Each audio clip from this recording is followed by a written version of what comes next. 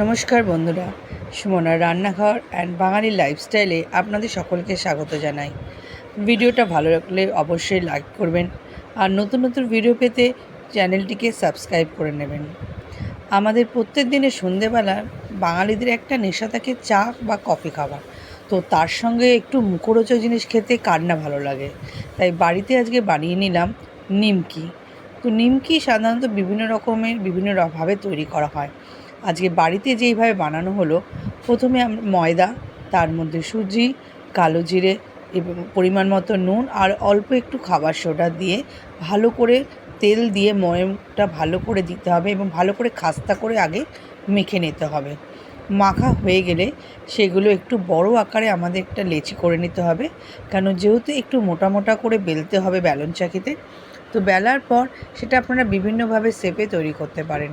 তো বাড়িতে আমরা সেটা গোল গোল নিমকি তৈরি করেছি, বাটি বা গ্লাসের পেছন দিকটা দিয়ে কেটে কেটে তৈরি করে নিতে পারেন আপনারা।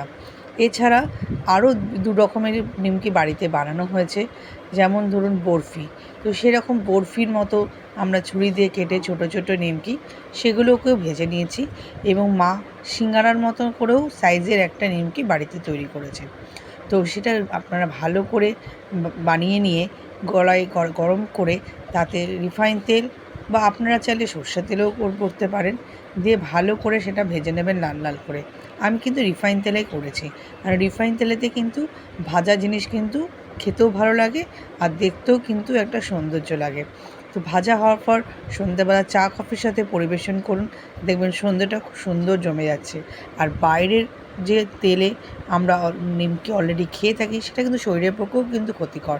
তাই বাড়িতে এইভাবে বাচ্চাদেরকেও দেবেন, বাচ্চারাও কিন্তু খুব এনজয় করে আজকে এই খাবারটা খেলে ওরাও কিন্তু ভালো লাগবে। আজকে ভিডিওটা এখানে